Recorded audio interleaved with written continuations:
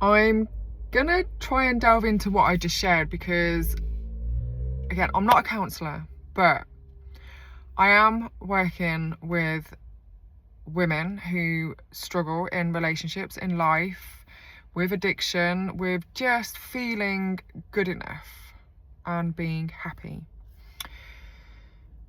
And as I'm working towards getting a certificate, I have noticed so many people, including professionals, getting caught up with labelling everything to justify or try and understand why they feel the way they do, or why the relationship is shit, or why they're not happy, or why the hormones are fucking taking over. And I am anti-label because it doesn't help you. It can give you an understanding. Oh great, what next?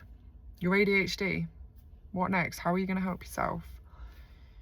You're in a relationship where he's not just a dickhead, he's actually abusing you. What next? You're not happy. What next? You're in a relationship where maybe things aren't great and you're both under a lot of stress. You're struggling to communicate. What next?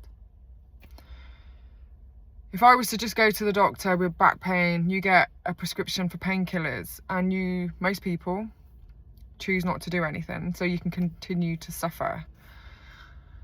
You're not happy in your life and you learn that food brings you comfort. It gives you an element of satisfaction. In a moment, you get a short period of relief, but nothing else changes. And this is where I go deeper, and it is uncomfortable, and a lot of people can't just go from this is how I feel, this is what's going on, to, well, what next? What are you going to do for yourself?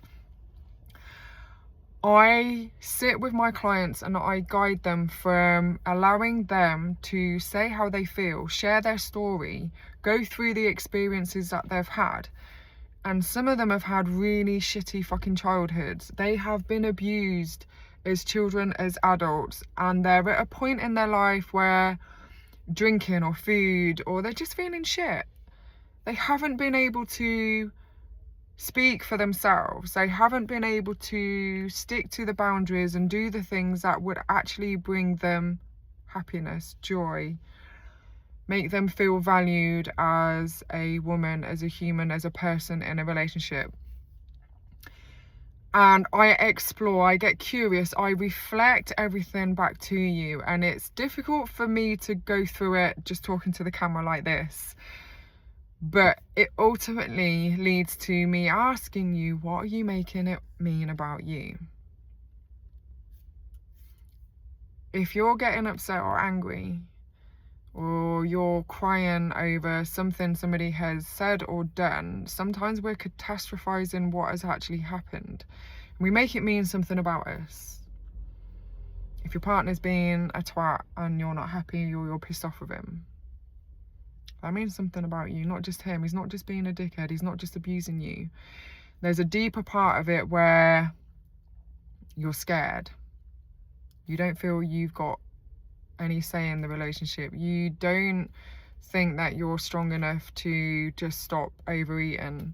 You don't have the belief that you can just stop drinking when it gets to the weekend, or not have a drink at the end of the day. Then you make it mean something even worse about yourself, because you tell yourself you're a failure, or nothing's ever going to work, you're stuck, you're not lovable, you're not worthy.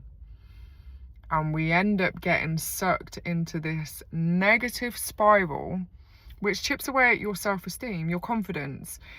It removes any motivation you may have to get up and change something about you and your life and what you do in that moment. And yeah, I suppose I'm just wanting to share that.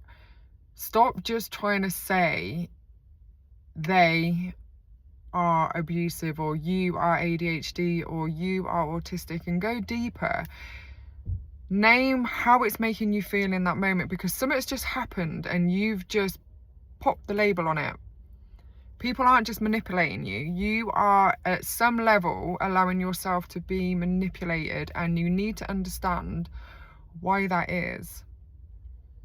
It's not because you're a victim and you're destined to live this life forever and whatever you believe about yourself is true. It's just that at some point along the line, you learned that maybe it's better to say nothing at all and just seek the easy route.